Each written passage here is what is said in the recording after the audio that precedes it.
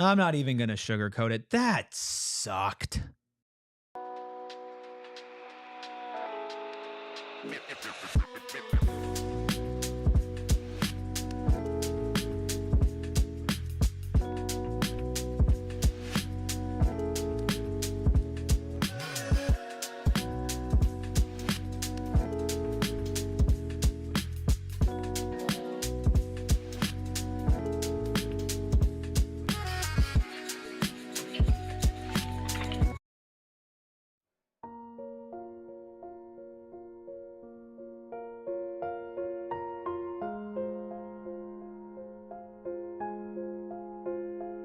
Hello, my friends, and welcome in to the PHNX Suns postgame show presented by Bet365. Download the Bet365 app and use code PHNX365 when you sign up and find out why, whatever the moment, it's never ordinary at Bet365.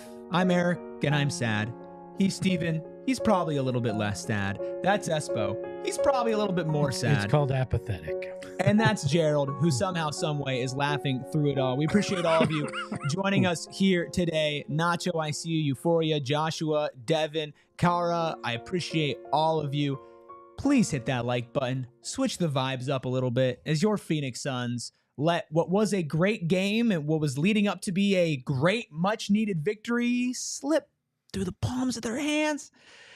And that just blows.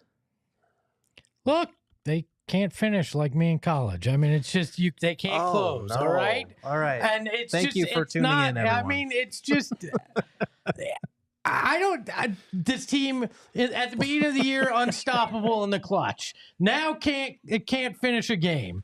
There's just anything and everything could go wrong. And guess what? We're after Christmas again and sub 500 again. Another year, another place that you find yourself exactly where you don't want to be.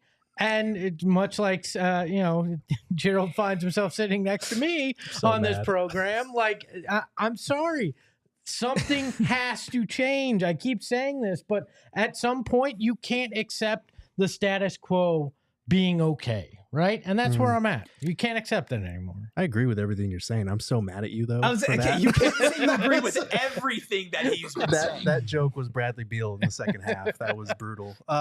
There's an easy joke with Jonathan Kuminga's nickname that NBA Twitter gave him. Yep. But I'm going to stay away from But it. we are not. Hey, gonna I do it. wasn't talking about that. I want it to be known that I am being the bigger man and not saying that right come now. on. Unbelievable. Back on the rails. That's brutal, man. You were up 9 with just under 7 minutes to go, and the rest of the way you get outscored 18-5. The offense just grinded to a halt. Guys stopped making shots. The turnovers came into the picture again, despite having a first half where they only committed 3, and they did a really good job on that front. That's just a brutal finish because I didn't feel like the effort was lacking tonight. I didn't feel like the defense was lacking. The first quarter wasn't good, but from that point on, they held them to 27, 21, 27. That should be enough to win in this league. And again, it was the turnovers. It was the missed shots down the stretch. That's a brutal loss, man. That's one that you needed to kind of bounce back to stay above 500. And instead, you're dropping below 500 and you're going in the opposite direction of where this team was headed last year around Christmas time when they were a 500 basketball team. So just one you can't afford to lose, and I'm wondering, why are we not putting the ball in the hands of a point guard to set things up? If you're going out there to get an undersized point guard, why are you not having him distribute? I know that Tyus is not a guy who's going to drive and, set the table like a Chris Paul, but they keep putting Bradley Beal in these situations where he's handling, where he's initiating in late game scenarios, and that's just not the ideal spot for him. And we saw it tonight when he goes for that floater when they're down 3 in the final, 20 seconds or whatever that was. They could have reset and got a better shot, and instead he forces this contested 2, and then the game is over. Like, put your players in their positions where they succeed, put the ball in Tyus Jones' hands a little bit more, and try to orchestrate some actual offense when things grind to a halt. It's maddening that they're not. I have some bad news, not to just pile on, but according to Dwayne Rankin, says he saw Royce O'Neal heading out the visiting locker room with a left walking boot. So, I mean, it's not super surprising because you can sprain an ankle and be in a walking boot, but it does not seem like a grade 1. sprain. Unfortunately, we'll get to more of that. And in a KD second. was holding his hip after falling. I know, and we'll get more to all that. But Steven, it was a fun game at one point, and then it just felt like at the drop of a dime, everything changed. Why? Can you please explain it to me? I mean, they couldn't close. I'm not gonna speak on it in the same vein that Espo did, and we appreciate anybody that's still around listening to us at this point following that. He said, those are not my problems. Those are yours. But, yeah, it's finishing the game. You did all of that work in the middle quarters. You did a decent job in the early portion of the fourth, and then it just fell off a steep cliff after that. Mm-hmm. I mean, you hold Steph Curry to 7 points in the second half, and I think it was 3 in the fourth quarter. Mm-hmm.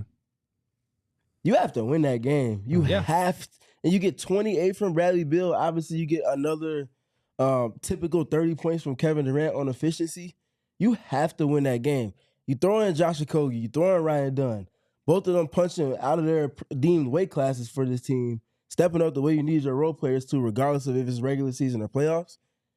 And to that extent, and you don't win it, that's not a good look. You got to get that one. And so I'm torn here, not in the fact that I'm torn on the last part of the game. That was brutal. It was upsetting. But the reason why it really made me mad was how great, not like great as in they were blowing the Warriors out, but how much fun they were having beforehand. You look at Ryan Dunn and Josh Okogie and the energy that they were able to bring tonight, especially on the defensive end. The Suns had their season high in blocks tonight as well. And that to me was like, wow, something to build off of. Somebody said in the chat, it's a lot more fun, to watch your young players play and do well, even if it leads to a loss. I think the loss definitely is going to overshadow some things, and we have to dissect exactly why you got to this point where you can't win a game, where you had held Steph Curry in check, or where 2 of your big 3 had good scoring nights. There were other problems to get into.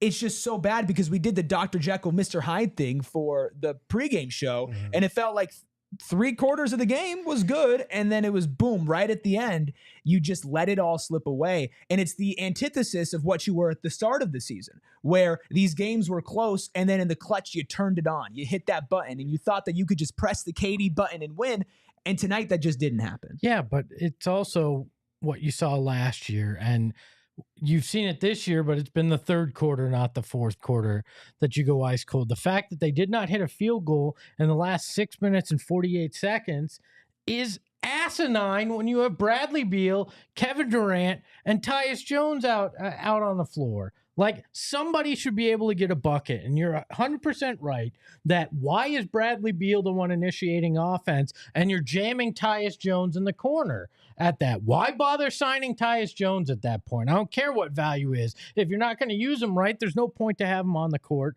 and have him on the roster. And what did him in the back half of the third quarter and the fourth quarter? Turnovers, which is exactly why you wanted a guy like Tyus Jones in there. And guess what? You were 100% right that having a point guard wasn't going to fix the problems, because your tendency is to let Kevin Durant and Bradley Beal and Devin Booker initiate because they want the ball in their hands. So way to go. You solved the problem of not having a point guard without solving the problem of turnovers.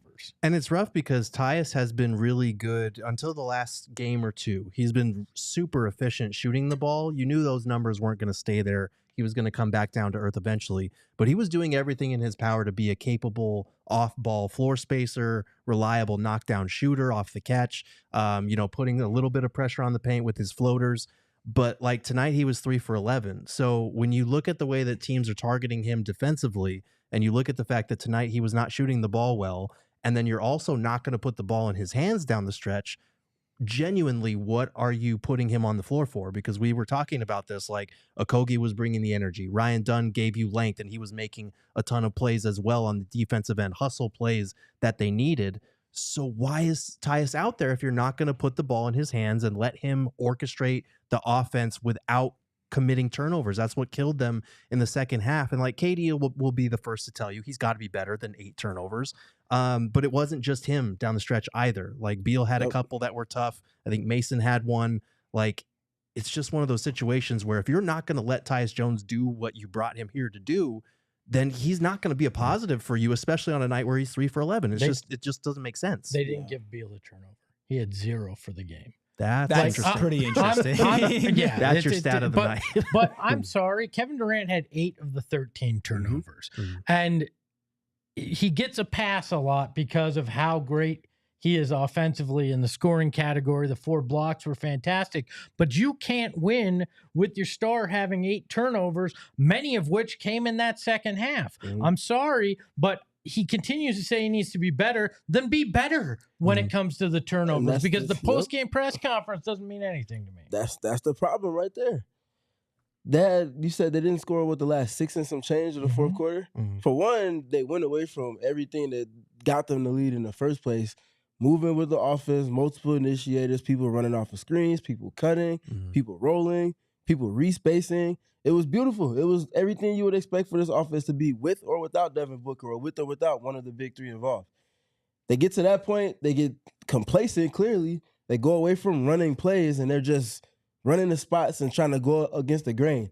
The Warriors' defense is, for as middling as it's been the last couple of weeks, is still a top-end defense, and you're not just going to go not run any action and go get buckets. It's not going to work like that.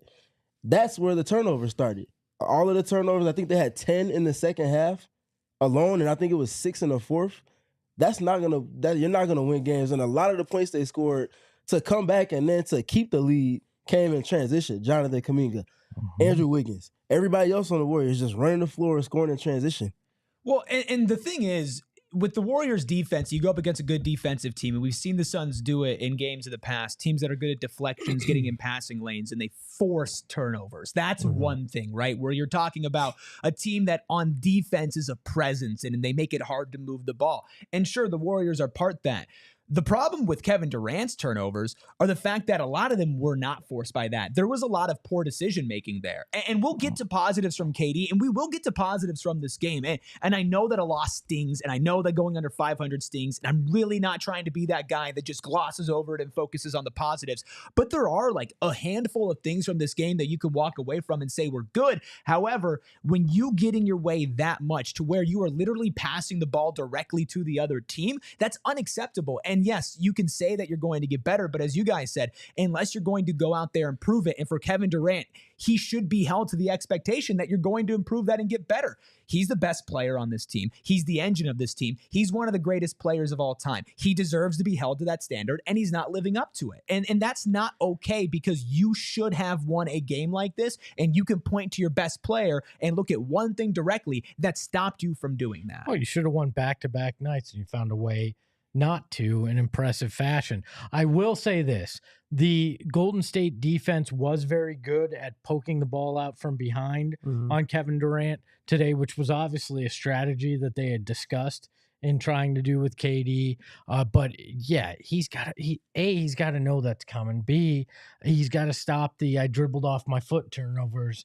2, overall, this was tough, and it was just bad decision-making across the board. We saw Bradley Beal in that final 13 seconds, they're down 3. He decides to try to go for a 2, in the lane that's crowded for no reason. Like they're doing this to themselves. I think that's the most frustrating part of the whole damn thing. Those are the frustrating ones that stand out. But like you said, I do give the Warriors some credit, because even in the first half when the Suns were still scoring, they were being real aggressive with their double teams on both KD and Brad. And it wasn't pretty, but the Suns were getting the ball sort of where it needed to go, and they were having guys that were attacking the paint and getting into the lane and scoring there. And in the second half, it didn't feel that way. It felt like they forced a lot more turnovers in those situations. So again, like those aggressive double teams that KD, Brad, and Book are going to see when it's only 1 or 2 of them out there, they're going to continue to send those, and the Suns just have to be better at handling those, especially in a fourth quarter where you're up by 9 with about 7 minutes to go and score 5 points the rest of the game. And that's the standard that we held Devin Booker to, Stephen, where when he was seeing double teams and he was not passing the ball well and turning the ball over, you looked him in the eyes. Everybody in the chat was talking about it. You have to be better. And I'm not saying all 8 were Kevin Durant doing that, but certainly not all 8 were just Golden State. When you're in a situation against a good defense, you have to clean up on the margins when you lose a game by 4 points, right? So you have to look at the small things that lead to that. But when you have a clear template that works for you and that they have not had an answer for, and you're getting the pieces on the margins, on the periphery for you to hit the way that they were within your process, not going away from it, directly within it, why deviate from it? And you also brought in a vet minimum stopgap for your ultimate fatal flaw from last season, which was turnovers. You get 3 or 4 turnovers in a row, you have to call a timeout because your lead's diminished to like 4 or 2. Get the ball back in your point guard's hands. Let him put people in positions, settle the offense down, and then flow through things from there. And then the other big thing for me is you talked about Kevin Durant getting the double teams. He didn't get, I don't remember him getting a post up at least in the last 2.5 or the last quarter and a half of the second half, if not the entire second half.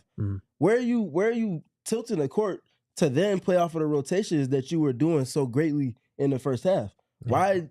It's like they can make the complicated things very, very simple and then turn around and make the simple things super complicated. Unfortunately, it's like their fatal flaw process. To your point, one of the first things that Dwayne Rankin tweeted after the Royce O'Neal update was that Mike Budenholzer talked about creating more space for Kevin Durant in terms of those 3 of 8 turnovers coming in the fourth quarter. I think that speaks to exactly what you're talking about in terms of getting KD the ball in better spots where he can isolate and where he can draw a double team but have a better angle on a pass out so that they can attack those situations. And the other thing with that too, when you don't run any movement within your offense and you just try to go against the grain, to Espo's point, they got the poke from behind and the poke from the sides.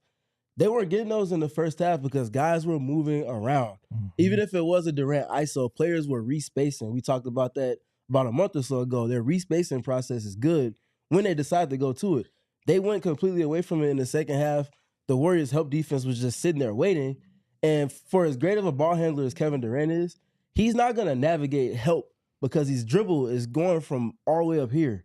And everybody else is a foot, if not more, shorter than him. So the ball just literally can't go from the ground and back up and stay in this possession. Those steals are easy when the defense is just sitting there waiting for him. Well, and Sean in the chat brought up a point. In those final 6 minutes, they basically dribbled the ball until 7 seconds left in the shot clock, right?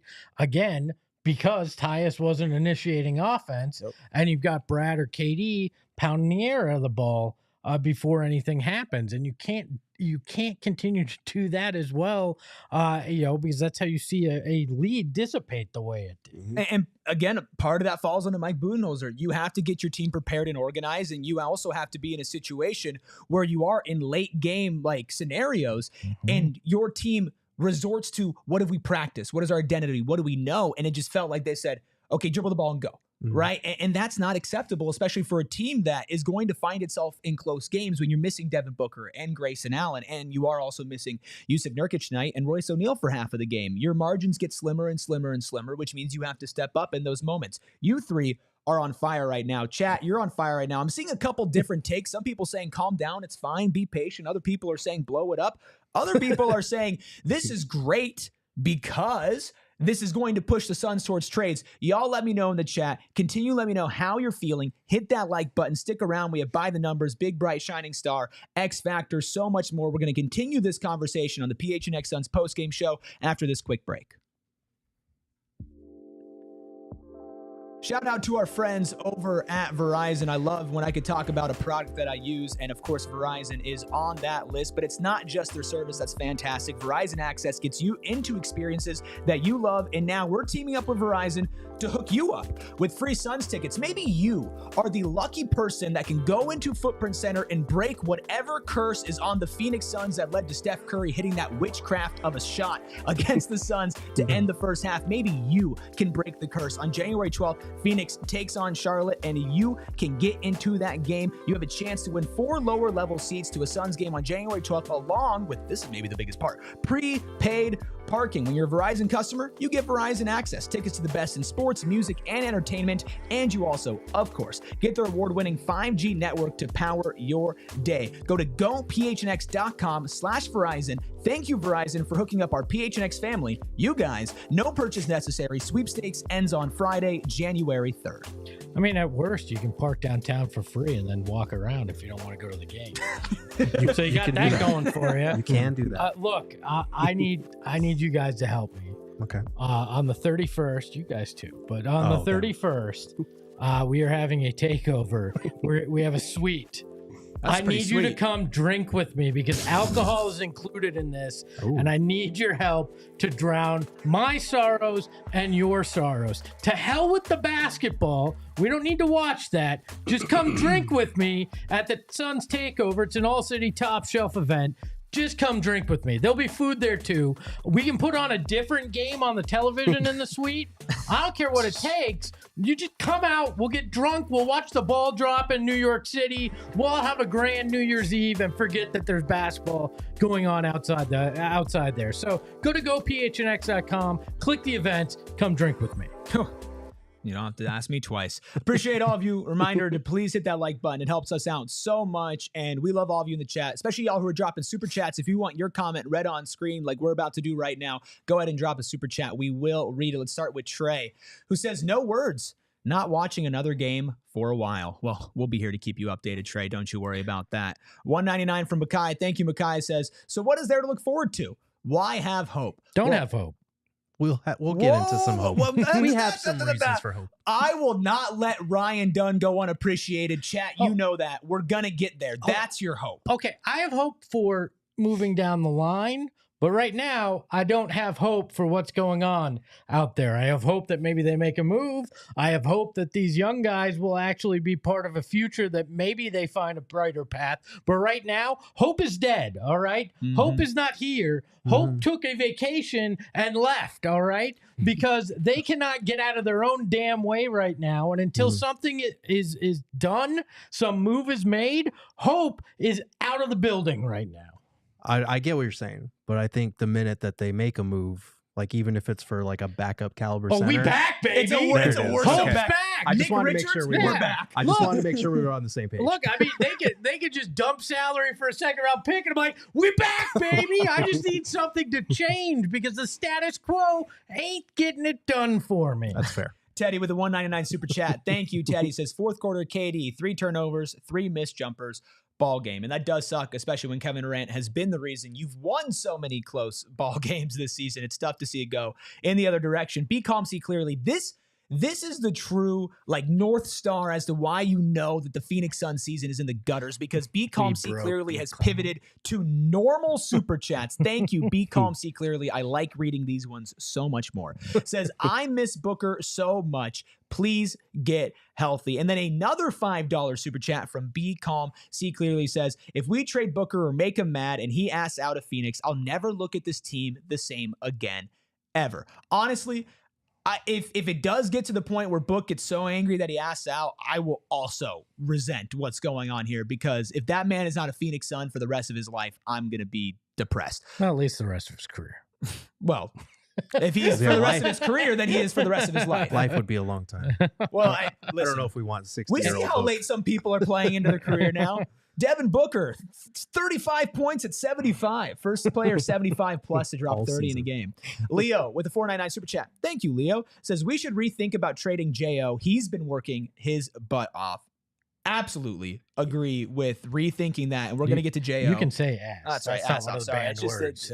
I'm in like automatic censor mode right now. Jackson with a $5 super chat. Thank you, Jackson. Says the 10 games after Book comes back, assume KD and Beal stay healthy, will determine if this team stays together or not. Jackson, I appreciate your $5. I appreciate you watching, but I cannot handle this line anymore, because the assumption of if they stay healthy and if we see these guys for 10 games, the problem is, even if we see them for 10 games and they play very well together as a group, we know that the other shoe will drop injury-wise because of who these 3 guys are. And I can't bank everything that you got going on the hope that somehow that it's all going to change and they're magically going to be healthy.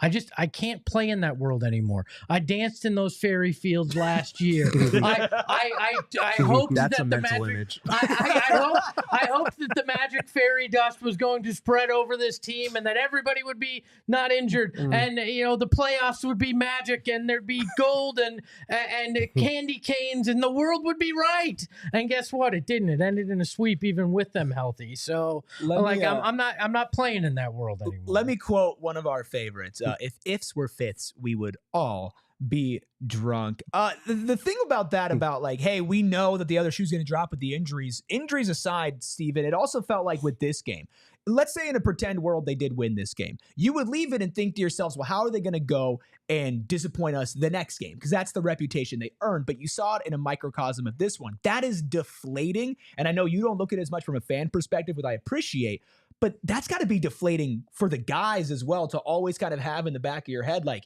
we just seem to can't like be consistent on this.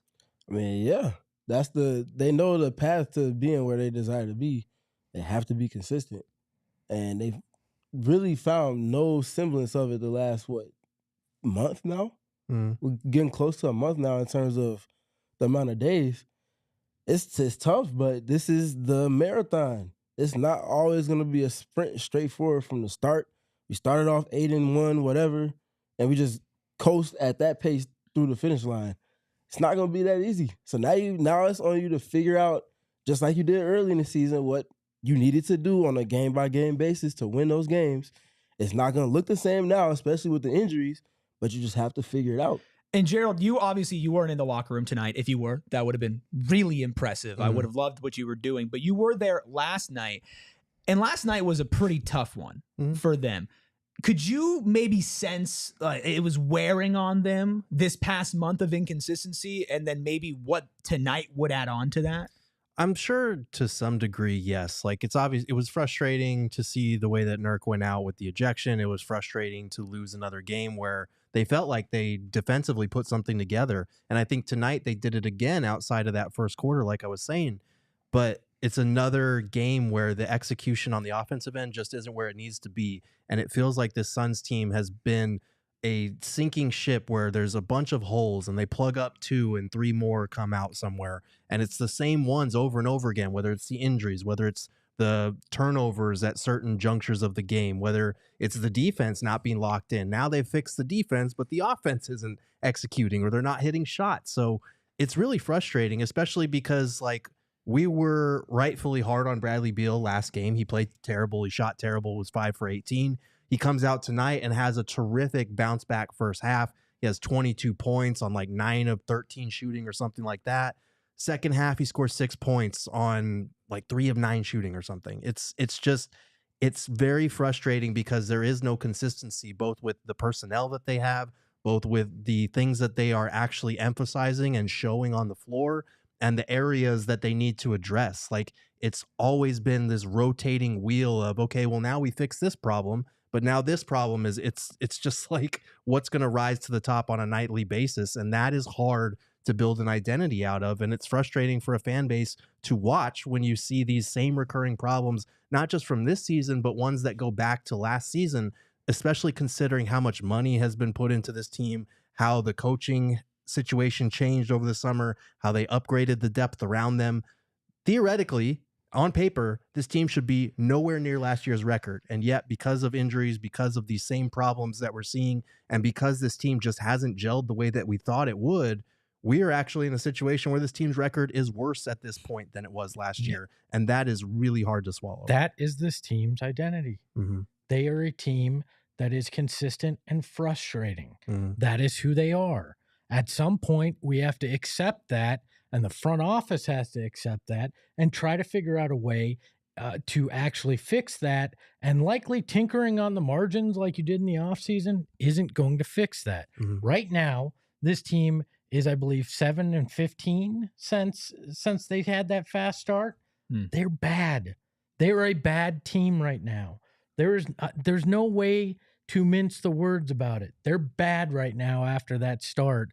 And unless I don't know that Devin Booker simply coming back fundamentally changes that. Will they look a little bit better? Yeah, I'm sure. And the offense will. But does it fundamentally fix the inconsistency? I don't know. And there's been multiple people in the chat pointing out the fact that there are plenty of injuries across multiple teams in the NBA. And I want to say nobody, but very few of them are dealing with similar problems to the Phoenix Suns, where you're not just walking out of these games going, throw your hands up. They got no talent. They had no chance. The odds were stacked against them. What could they do? You're walking out of a game like tonight saying they absolutely 100% should have won this game. And there are numbers that lead to that, and we're going to get to that right after another break. Maybe you need to relax a little bit, get your mind off of Phoenix Suns basketball or just off of the stress of life, because the Suns are usually your escape. Well, that's where our great friends over at Colt Cannabis come in, because they have the best high quality premium flower that you can find. And guess what? It just got a whole lot easier to find, because you can now find them at True Leaf locations with a huge variety of premium flower. But I would highly, highly recommend the Magic Marker. The Valley's been asking for her. I've been asking for her. We've all been asking for her. Where's my Magic Marker? We need the Magic Marker. Bring her back. Well, I'll tell you what. Colt Cannabis delivered some here. You can smell it when you walk into the office, and let me tell you. I'm high off it right now. And that's how you know that it's the good stuff. Right now, make sure you check out the new True Leaf location. Go online, figure out where that's opening up in Maricopa on January 11th, but there are plenty of other locations around there. Or you can go over to trueleaf.com to find your local shop or place an order. And of course, you got to tell them that PHNX Suns sent you. You know what I'm high on? The Fiesta Bowl. Viva Fiesta! Boo, boo, boo, boo! We got one of the best bowls in the game. I don't want to hear about any of those other bowls, because the Verbo Fiesta Bowl is where it's at. Penn State, Boise State. It's a battle of the horses. All right? Well, it's a horse and a Nittany lion. Same thing. It's a battle of some of the best mascots in college football. All right? I don't even know what a Nittany lion is, but I'm glad it's here in Phoenix. More fired up than I am so fired up for this. It's the first college football quarterfinal. It's history in the making, and let's do this thing. It's the Verbo Fiesta Bowl, everybody. Viva Fiesta! You gotta get your tickets right now. You can buy them and reserve parking and premium experiences. You can ride the Boise State Bronco at fiestabowl.org/tickets and Viva Fiesta! Battle of the horses. Battle of the horses, but actually one of them's the Nittany Lions. Did you not know a Nittany lion is a horse? Is it? I have no clue. I have no clue. I'll be honest with you, I would have just guessed it was a lion. Don't listen to him. Please, Eric. Don't listen to this man. Eric, do not fall for Guys, this. don't Hey, Google it. Hey, look at me. Look Look at me. He's going through it right now. And it's, you know, like sometimes when a kid is like pointing at the sky and they're like, it's green, and you just don't have the heart to tell them that it's actually blue. Like that, it just, you gotta let them. Because here's what I'm about to do, Steven, okay? Just between me and you. I love the pens they make at Penn State. I'm about to take his state of mind and I'm about to put it in the gutter, because it's time for By the Numbers, presented by Desert Financial Credit Union, Arizona's #1 credit union, named by Forbes. What's in the box? Baby, come back. I need that magic marker. Oh, that's not what we're talking about. All right. I wish it was what we were talking Sorry. about, but Steven, take us through what happened in a 109-105 loss tonight for the Phoenix Suns. Well, as we talked about, the start shift here on the numbers side from the first half to the second half, a lot of it at the hands of the Suns in terms of things in their control and not valuing the basketball, especially in the most meaningful moments of the game, which kept the back door open for the Warriors, and they did what they do best. You might have them early, but you don't always have them late, and if you're doing things to inflict yourself on top of them and their comeback efforts and their execution and all of the fun stuff that Steve Kerr does from the sideline, especially in their building of all places, you're gonna be losing that game. 10 turnovers in the second half, like we talked about, never gonna win. That's not up there, but I think that's one of the numbers we have to speak to. The offensive rebounds for the Suns was something that they did a great job with. They got a lot of extra opportunities. Shout out to Josh Okogie. We'll talk about him a little bit later. But I mean, let's just look at it. I don't want to. Like, Hold on. The offensive. Just say Josh. He had 6 of the 14. I mean, Josh come on. It was the Josh The Okogie. Josh Okogies, yeah. Well, in Gerald, you look at 12 blocks, season high, 14 offensive rebounds. Those are margins that if I told you going into this game, the Suns put up those numbers, I feel like you would have assumed that it was a convincing win. Right, and that's the hard part about this type of loss is it feels kind of similar to the Minnesota loss earlier in the season when Book went off, where it's a game that you should have had. It's a game you should have won.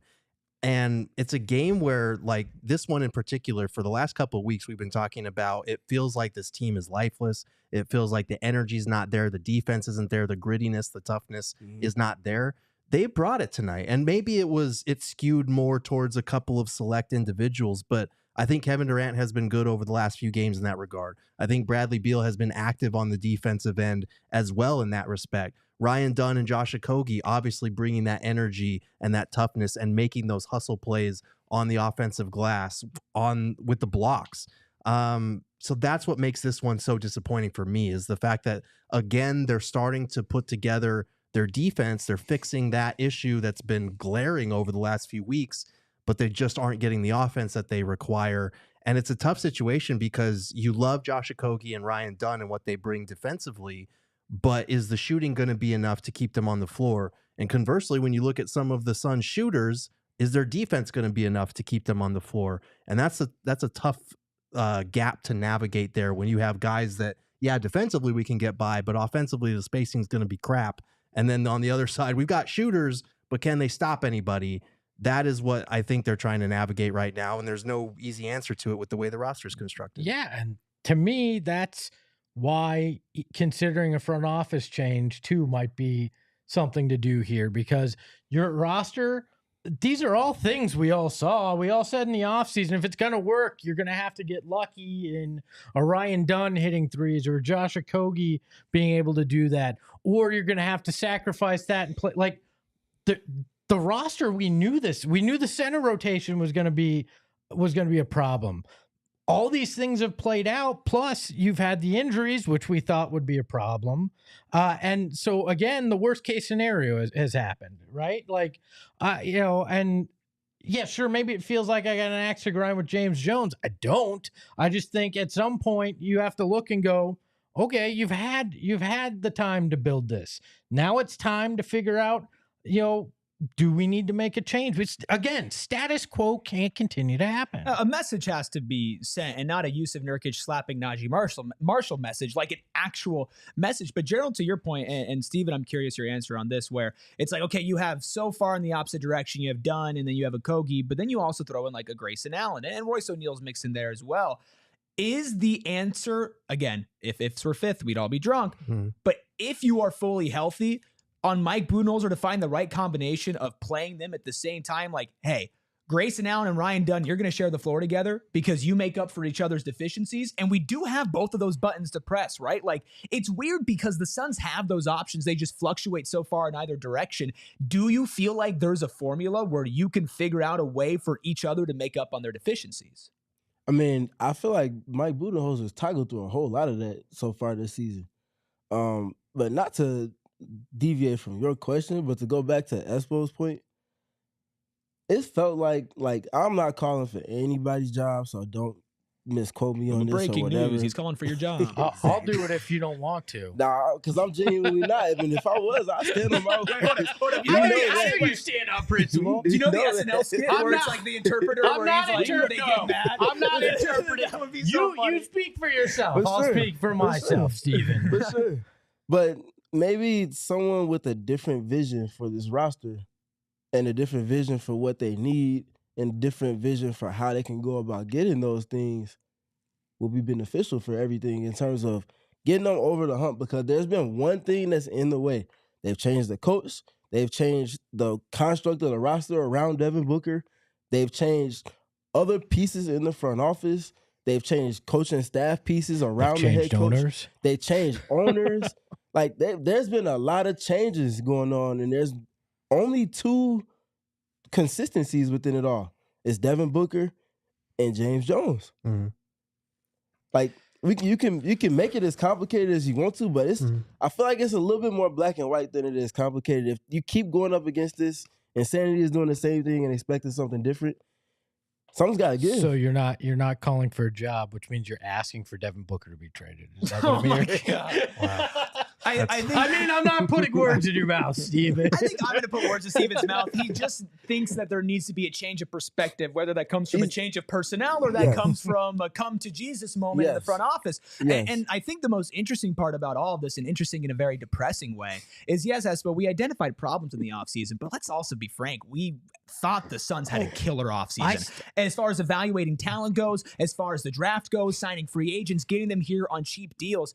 And if anything, that almost makes it worse that you missed, because it shows that you have the ability to hit when it comes to talent evaluation. But the talent has never been the problem. I'm beating a dead horse. I say the same thing every postgame. It's the fit. So how do you find somebody to change where you look for the talent and then picking the right talent? But yeah, because, okay, on paper, and we've seen this before here. On paper, the Suns look like they should have been better.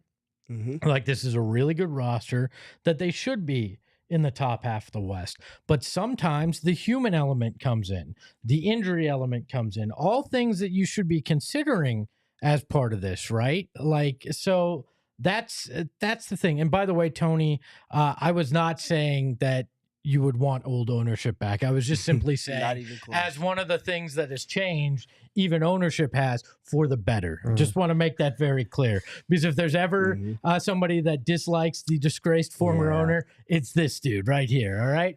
But look, yeah, you can evaluate talent on paper, and it looks better. But if you don't take in the human element, you're not putting them in a position to succeed. It doesn't matter how great of a deal you get on talent.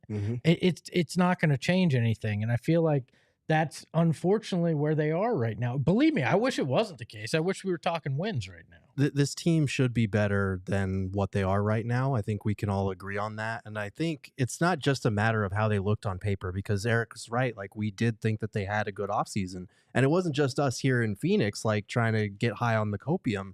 It was a lot of well-respected basketball minds like Tim Legler, Nekias Duncan, like a lot of people really liked. Kendrick Perkins. Well, I'm kidding. I'm kidding. But like, it depended on the day. But there were a lot of respected basketball minds that liked what this Suns team put together over the offseason. And let's be honest, like, if you were to go in a different direction with James Jones at GM, like, I don't know how much that fixes the problem, because their front office, the way that they operate now, it's very much a group effort. It is not just on James Jones. So you're only taking one piece out of the puzzle in terms of assembling this group. And I don't think the ownership is looking at the group as a whole and saying that it's flawed yet.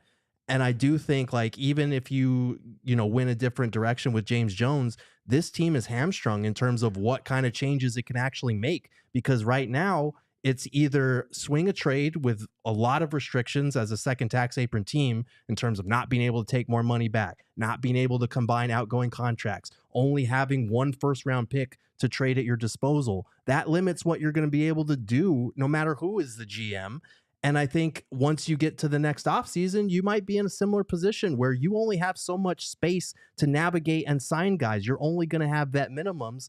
So I don't know how much changing the GM changes your equation in terms of what you can realistically do with that. I understand that, but it's at some point, sometimes, don't you have to make a move to just show simply you're not asleep at the wheel, that you're not willing to accept what is going on? Because that feels like a scapegoat to me. But at some point, he's been here since Ryan McDonough was here. At some point, you own what has happened, the good and the bad, and it's not your scapegoat. Your time's just run out. I agree with that, but not in December when you've only gotten 11 games with the big three. They're going to continue to look at that, and I know that you don't agree with that, but that's the point. It's them that sees it that way, not you. But I mean, they see it this way, as we haven't gotten to see what this team actually is yet, except for the start of the season. Like that, I'm just explaining the thinking. I'm not saying whether it's right or wrong, but I do think they're going to continue to look at that. They're going to continue to look at what James Jones has put together in terms of being able to trade for Kevin Durant and Chris Paul and Bradley Beal over the years. Like, for an aggressive ownership group, that is an asset to them, not somebody who's going to take the fall for the fact that they're below 500 before New Year's. Look, I get that that's their thinking. I feel like it's a flawed premise, right? Because we went through this last year, and if you get another 40, 50 games of Booker, Beal, and KD, does that get you anywhere further? Does it at some point you have to just go, okay, we kind of know what these guys are, and we kind of understand what the ceiling is, right? And I think you're right. I think it goes the way you're saying, but I just feel like something, even if it's simply symbolic, has to change. And you're at the point as well where, and we don't want to admit this, but like everybody has an ego, and especially people in big, powerful positions for big franchises and big organizations, and people who have been successful in their career. You can hate James Jones all you want right now. The man was the architect, and there were other forces there, is getting Chris Paul to Phoenix, building a team that went to the finals and was 2 wins away from reaching a championship. The guy who was there when you trade for Kevin Durant, when you trade for Bradley Beal. And I understand the same thing with Josh Bartlestein. He comes in, he pushes the buttons as well. He helps formulate a team that's supposed to be successful on paper. Matt Ishbia, very successful in life, in the business world, and now he's owning a franchise, and everybody has kind words to say about him and what he's doing for the community and the team. At a certain point, you have to understand that those people believe in their vision, and it's not up to you to agree with them, but sometimes you have to take a step back and go, it's a lot easier for us to look back and just say, nuke it all up, make the changes, abandon this. They believe in this vision. Whether you do or not, they do. And that is kind of the point that Gerald's making, where it's not about what he wants, what we want, what the fans want. It's about what do they believe is the best version and best vision of this team. That might change, but as of right now, Steven, they had a little bit of proof as to, hey, this can work. And I would go to suggest that because of the injuries and the outlandish circumstances that have seemed to follow them, they could easily continue to follow the thought pattern of, it could still work out. Let's hold strong. Yeah, the the inherent risk with it is obviously, now looking at it, I don't know, but there is a chance. There is a chance. It's just they have to strike the right accord of health more than anything else. Mm-hmm. And there's, to Espo's overarching point, the last 2.5 to 3 weeks, you just can't put stock in that. If you haven't seen something work so many times, after a while, you just can't expect, like, you can think that it might happen, but the probability of your thinking is diminishing almost by the week at this point with this team. Well, and it's the sunken cost fallacy, right? You can be committed to a plan and reluctant to abandon it because you've been so committed to it, but at some point, you have to maybe accept it doesn't work. And I agree. I agree with the fact that that is true, but you also have to understand the same way there's a human element with the team, there's a human element with the front office, and ego. And I'm not even saying this in a negative way, because we all have it to a certain extent. Ego has to be a massive part of that. Let's pull this back. Speak for yourself. Let's okay. All right. Let's pull this back. Let's really pull this back now and get it back on track. We're going to talk more about the game, Big Bright Shining Star, and PHNX-Factor. He wants control. The ego is taking over here. You want to kick it to break? No, you can kick it to break. No, please. Espo, after you. Please, you know after what? you. If you want to hear me give Eric more crap, stay tuned. Hit that like button.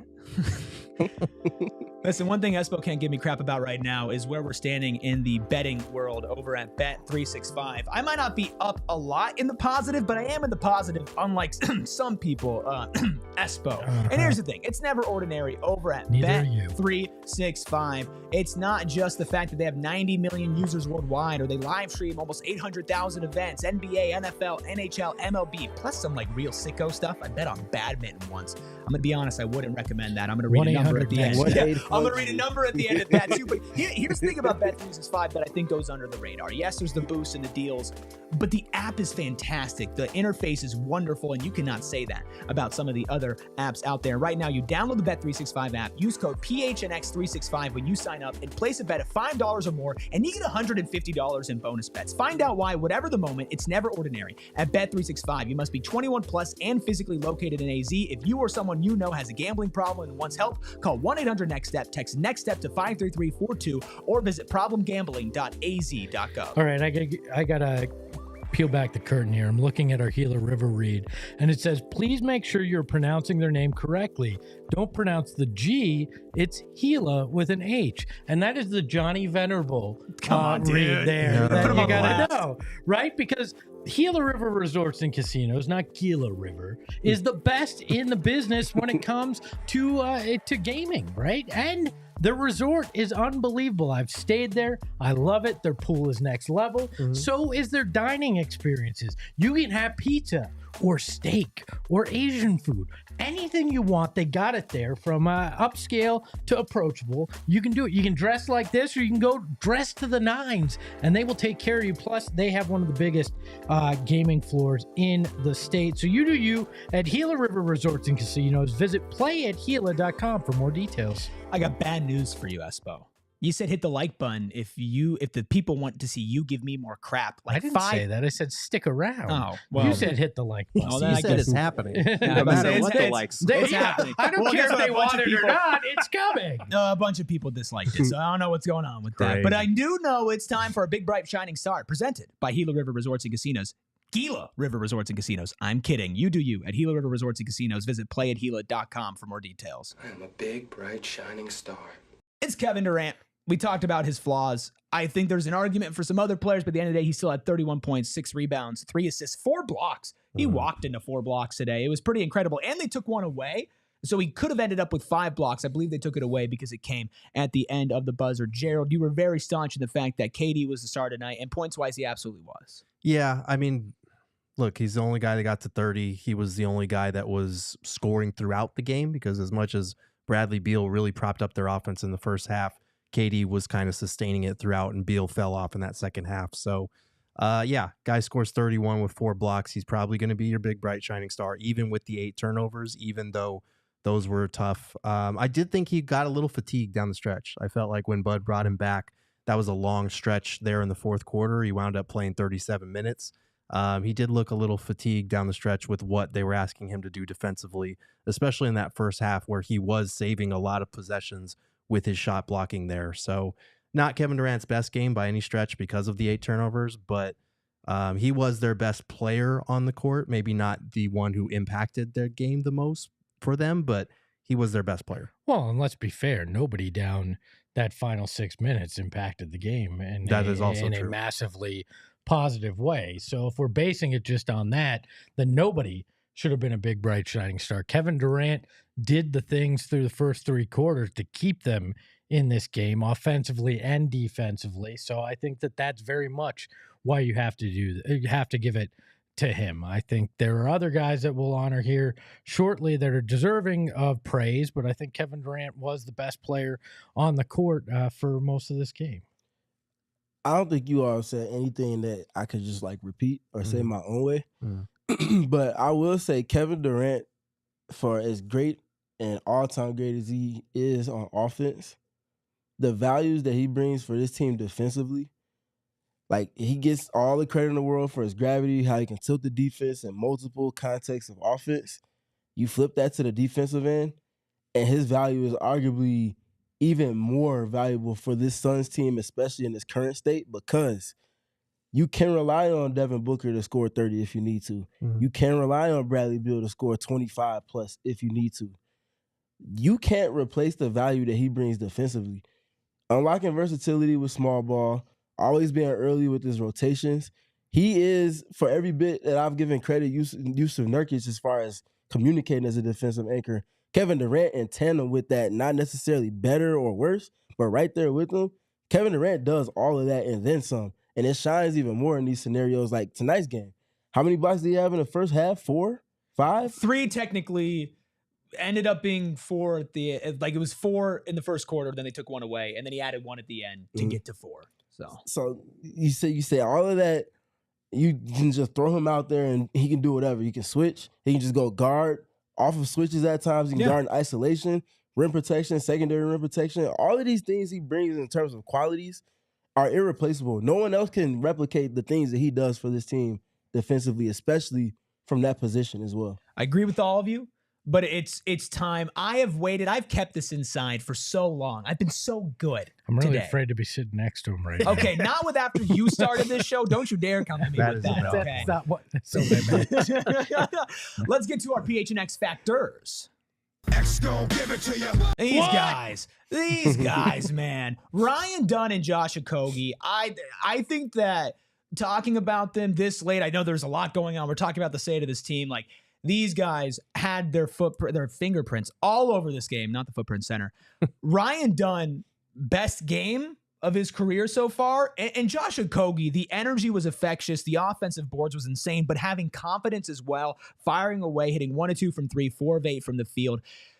Kevin Durant was great. This game is not even remotely close. If it was not for these two putting it all on the line out there with hustle, with intangibles, and with offense to pair with their defense, Gerald. Yeah, I think with Okogie, you look at that start of the second quarter specifically, it was trending towards the Warriors building a double-digit lead and maybe putting this thing, getting the score out of hand.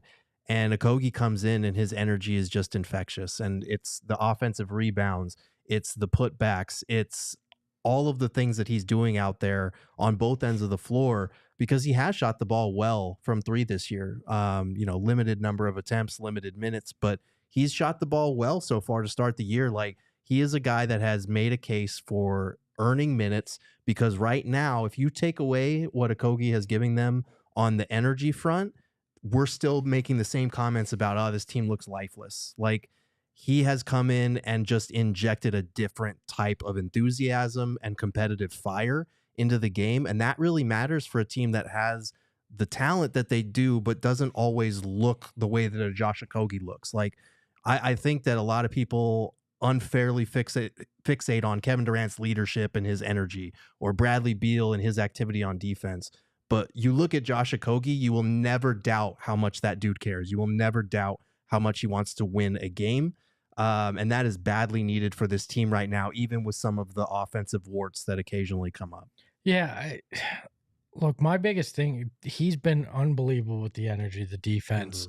Him and Ryan Dunn have given this team a lot of what they've needed on that end of the floor and energy. And I think that you can be a leader in that way without being the best player on a team, and a lot of teams need those guys. My biggest question is, when Devin Booker comes back, when Grayson Allen comes back, where are you finding the minutes for Josh Okogie?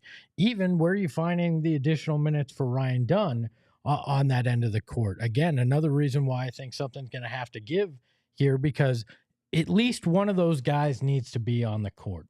Because we saw this team when they weren't playing the two of them, and it was all offense, and it was one of the worst defensive performances we've seen on the other end, or on the defensive end of the court.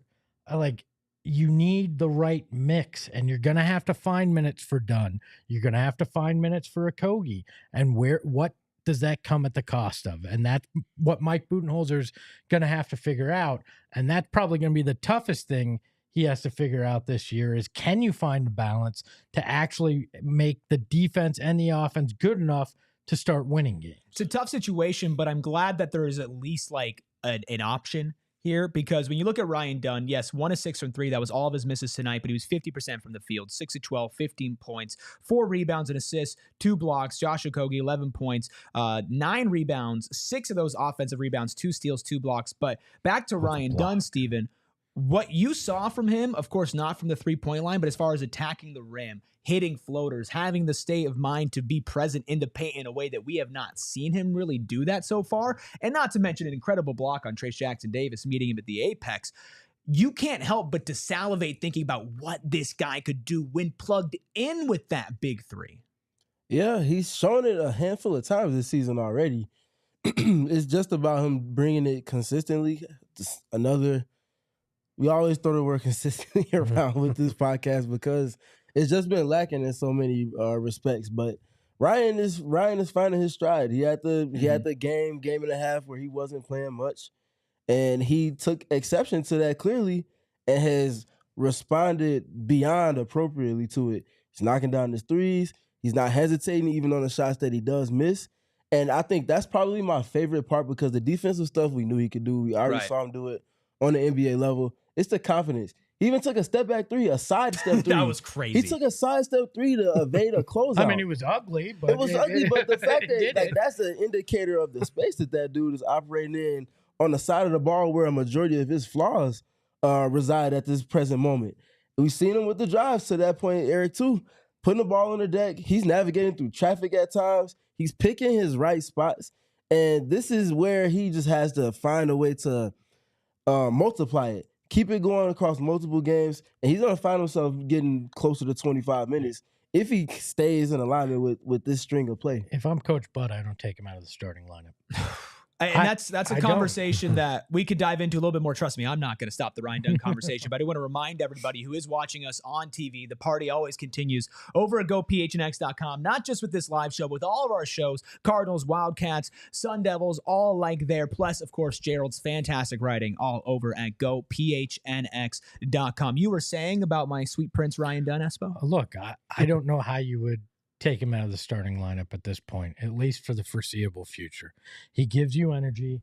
He gives you defense that you sorely need. He is a sizable wing, which is something that you've been lacking in your lineup.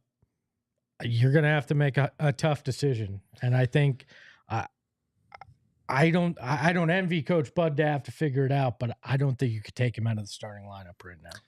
Well, I don't mean to We know they're gonna. They shouldn't. We know they're going to. So to me, honestly, talking about it continually seems to be a moot point. But I will acknowledge that if you are going to leave Ryan Dunn in the starting lineup, and I do see the value in that because of the defensive energy that he brings. We've seen the Suns team, even with Ryan Dunn starting tonight, get off to some really rough defensive starts over the last few weeks.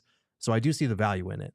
But if you're going to take someone out of the starting lineup to put Ryan Dunn in it, it's going to be Tyus Jones. Mm-hmm. Yeah. Like, it's going to be Tyus Jones because he is the biggest defensive liability out there in terms of his size. I think he shot the ball extremely well over the last few weeks to cement himself in that spot. But especially if you are not going to put the ball in Tyus Jones' hands and not going to let him do what you brought him here to do, then there is not really a point to starting a guy who for most of his career has been right on the fringe of elite backup and low end starting point guard. So I think that if you're going to start Ryan Dunn, it's got to be him because they're just not going to do that with Bradley Beal. I'm sorry to break it to everybody. No, and I get what you're saying. And with Tyus as well, we've had this conversation so many times, whether it's Beal, whether it's Tyus.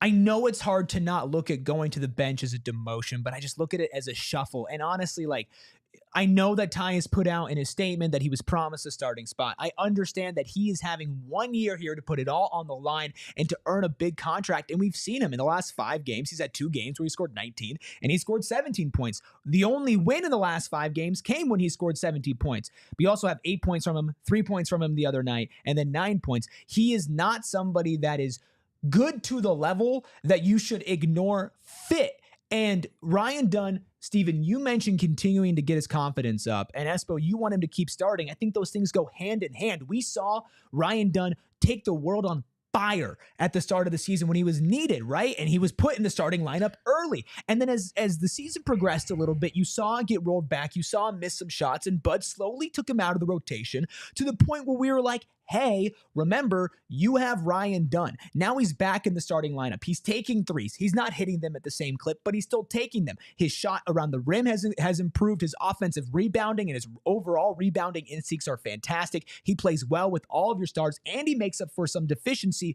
with Yusuf Nurkic. And I'm not just saying this, somebody was super high on him at the start of the season. Espo, I do feel like it's not the perfect solution and it's not going to fix all your problems, but it does seem like a step in the right direction to put this kid in there more in the stardom. Yeah, look, I don't disagree with you, Gerald. I think if it's going to happen, that is the way it's going to happen. But I'm going to give you a hot take, right? And people may think I'm crazy for this, but if you're not going to use Tyus Jones in the right way, if your best starting lineup may be one without him, then trade him for an asset. Go out there and find somebody that needs a point guard and get a draft pick that then you can use potentially in chasing somebody else, right? Like if you're not gonna utilize him as the guy that's setting up your offense and playmaking, right? then bail on him. You still got Monte Morris, who can be that backup point guard that can do things that Tyus can to a slightly lesser extent, and really, if we're talking about trying to get assets, that may be one way to go about getting something. Will it be a first-round pick? I don't know. It depends on if somebody's desperate. But you know what? Maybe it's a couple seconds, and you wind up getting something in that. Because if this is the I wouldn't legit do way a couple you're doing seconds. It depends You on the have draft to get a first compensation. if you're trading Yeah, Tyus. and I agree You can't with trade that. him for seconds. Well, you can't why? do that. Because you're going to lose him for nothing anyways. And at this point, you're not using him correctly. And if you're going to put him on the bench, I say, why the hell are we bothering with this? But that part can be fixed. You can move closer towards using him in a way that makes more sense, especially since we're 31 games into the season. We still have 51 to go. You can move towards correcting that. You cannot correct trading Tyus for seconds and not getting a first round. Like, that's bad business. And it's a bad look for you as an organization when you bring a guy in, you sign him for a vet minimum, which is below his market value, you promise him a starting job, and then before the trade deadline, you're dealing him for seconds. But isn't it a better look if you're not going to start him and you're not going to use him correctly, that you send him somewhere that might, when he's in a contract year, rather than benching him? He's not going to get here. I don't know a team that's going to trade for him right now that's going to start him. Like, I'm not saying. Maybe he's not going to, like, maybe you're not, use him right. But you're framing it as you're doing him a favor. You're not doing him a favor. You're sending him to a team that's also going to bring him off the bench. Like, and I think for him, the whole recruiting process was part of what won him over. So if you turn your back on that, you are then sending the opposite message that you've sent to free agents that has helped you attract talent here in the first place with very limited means. So for me, that's a bad business. I get what you're saying, but like, you either got to bring him off the bench or just put the ball in his hands more, because trading him, especially on a vet minimum deal, you're not going to get that much back for that. I think the answer is put him in the right positions and keep starting him, but I don't know that that's the path they're going to go down. Well, it's also the point where before you go to push the trade Tyus Jones button, which is more on the table than I think trading Bradley Beal, trading Kevin Durant, trading Devin Booker. And I think it's more on the table than maybe what we've really discussed so far. You have to try the Tyus Jones to the bench thing. And I understand he has the expectation to start, but I'm sorry, things change. And somebody said in the chat, like, it's a bad look to be the most expensive team and to be sub 500. Mm-hmm. If these group of guys don't look at themselves and say something has to change, then I don't know what's going on. And I understand that's a tough pill to swallow. Right. But Tyus Jones has thrived. In fact, had some of the best points of his career as the best backup in the league, or being a starter on a Washington team that was just a nothing. But the guy came here and he put out a press release before anybody said something declaring himself the starter. Like, it's Steven. Well, I think it was in the team press release, though.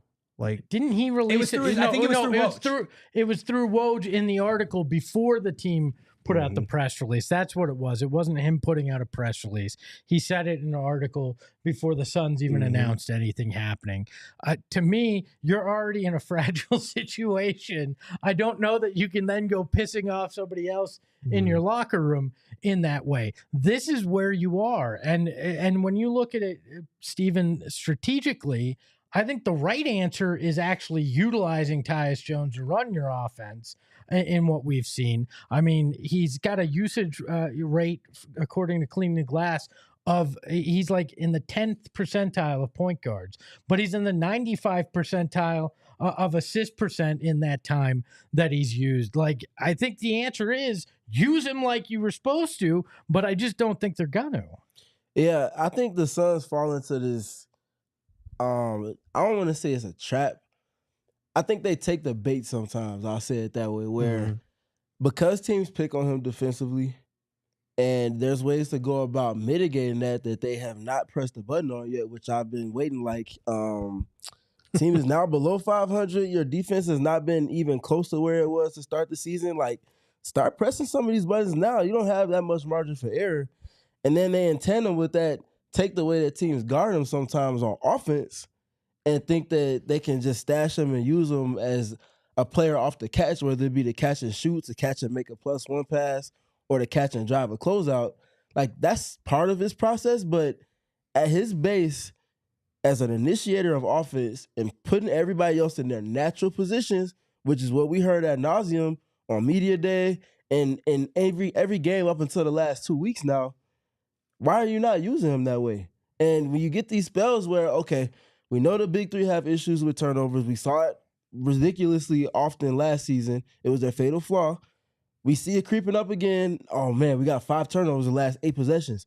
Let's get the ball back into our master organizer's hands. Let's not just brag about the assisted turnover ratio. Let's actually use it and squeeze as much juice out of it as we possibly can to boost our offense. and then do the things we need to on defense to mitigate his deficiencies. They're just not tapping the buttons that they need to with him, your point. And I agree with you, but how much of that comes down to the identity of the 3 best players on your team, right? And it was your point with the point guard, your point with the point guard, before they even went out and got a point guard who was promised to be starting, was the fact that you're still going to have the ball in your stars' hands, right? You're not going to solve the inherent issue. And that's why I think when you look at benching Tyus Jones, put the ball in his hands and think about how much that could help if he ran with more primarily bench units. And I think Bud is, like some people soft launch a relationship, right? Like they just post like a hand or something. Let me school you a little bit. You looked at me like I was I'm crazy. 41 and have been with my wife 17 years. I don't know what soft launching a relationship. That's what I'm saying. I had a Friendster at one point. Let me hold your hand through this, okay? Let me tell you what it is. Please okay? do not. So here's the thing. Soft launch. So soft launching a relationship is like you're on Instagram or you're posting a story, and before you're saying like this person's my boyfriend, I'm seeing somebody. I'm about to Yusuf Nurkic you, all right? I'm about to Najee Marshall you back. So I'm except I'm gonna Washington connect. somebody. He's gonna connect, and Steven's gonna look like freaking Kyrie. I promise you this. Kyrie and KD. I promise you this. I throw a better punch than Najee Marshall. But so soft launching is let's say you just take a picture, you're out to dinner, and you put at the point you have 2 plates on your table. And you can kind of tell the other person is like, you're like on a date, but you're not saying who it is. You're not saying their face. A little bit. You're soft launching your relationship by kind of showing people, hey, I'm going out. Right. And maybe eventually that leads to, hey, I'm dating so-and-so. Tyus Jones got benched for the entire 4th quarter the other day. Mike Budenholzer is soft launching the fact that, hey, there are some times, Tyus Jones, where simply when you are on the court, we are not at our best. And it is not because you're a bad basketball player, but it's because you are not fitting to what we need right now. And I think that can get to the point where if you're looking at the results on the court, you can go to Tyus, who's a professional, who has been in situations that are tough before, who's come off the bench before and say, look, man, I know at the beginning of the season we said this, but if you want this team to succeed, for you to get your bag, go on, win a championship, play a key role, and you could still get a lot of money like you could have got this offseason, we just need to move you to the bench for a better fit and still utilize you better, put you in a better position, not off-ball shooting with the big 3 on the court. I think that is something to where if you can explain to him in a way where you show him how this helps him, that might work. Maybe we should send Eric over to explain it to him. Well, so I see what you're saying, Eric, and I don't disagree, but I do think like if last game not playing him in the 4th quarter was the soft launch, like this game was the inexplicable breakup that happened before you even tried to build on the soft launch. Like this would have been the game where you need to bench him again, because if you're not putting the ball in his hands defensively, he's a liability. He's not shooting the ball well. Why would you leave him out here again tonight? I feel like there have been pockets where, like early in the season, we saw Bud close with small ball lineups because Nurk wasn't playing well. We haven't seen it a lot since then. The other night we saw Tyus Jones not play the 4th quarter. Tonight would have been a place where you probably cut down on his minutes. We didn't see it tonight. So I'm not trying to put all this on Bud, because as we know, the problems of the Suns are plentiful right now. But I don't think that Bud has a good feel for what buttons he's pressing with this rotation right now. And I think a lot of that goes back to your point of inherently, when you have these big 3, the ball is going to be in their hands. They're going to have to initiate. And I don't think it's been this seamless process of bringing Tyus in, because one of the biggest talking points over the last few weeks is how we need Tyus to be more aggressive. We need him to look to score more. And it's like, okay, I get it if, teams are totally playing off him and ignoring him with the ball in his hands, but that's not what's happening. What's happening is he's playing off the ball a lot, and they're asking him by default, we need you to attack more because this is where you're getting your looks. This is where you're getting your touches. And it doesn't feel like they've really tried it in terms of letting him orchestrate and trying to put those other guys in different spots off the ball. Well, let me hard launch something here that I think we're all dancing around. I'm going to walk off at the start of the show. No, look, I think what this really comes down to is Devin Booker and Bradley Beal are too much alike. And people said it at the beginning. We all wanted to think that maybe if you had Book or one of them focus on being point guard, it could work. But I think you got 2 guys that are trying to fill the same role, which complicates everything, which moving Tyus Jones to the bench, I don't know fixes the inherent problem, but it may be your only option if you want defense in there. And I think that's the quandary that this team is stuck in. And yes, Eric, I know you have hands. I've seen all your black belts. No, they were asking, not you. It's okay. Listen, we're talking about soft launching, hard launching. If I got hands, I think that's a perfect time to wrap up this post-game show. Appreciate all of you who have stuck with us on an extra long edition. Who would have thunk after a game like that we would go this long? Pun not intended. We appreciate all of you. Make sure you hit that like button as well. Subscribe. The show will be off tomorrow, back with a 3 p.m. show on Monday, and then it's more post-game shows and more tests to see what Mike Budenholzer is soft launching in the next game. We'll be there talking about it, pregame, postgame shows for all the games going forward. Of course, check out gophnx.com/events to go to our New Year's Eve suite takeover. And while you're there, go ahead and just check out all of Gerald Bourguet's fine work that he is doing on that website. Read his words. If you think his words spoken are great, written, just as good. Eric, that New Year's game, that's the Grizzlies, right? Yes. Okay, Battle of the Horses. That'll be fun. Yeah! You can follow Viva Fiesta! You can follow the show at PHNX_Suns. You can follow Steven at StevenPG3. You can follow myself at ERIKRUBY. You can follow Gerald at Gerald Bourguet. And of course, you can follow Mr. Hard Launch himself, the guy who apparently has problems finishing things, at Espo. Espo, take us home. If you want a soft launch or you're having problems with hard launching, do I have a product for you? Ahoy, hoy. We all silly like the mayor.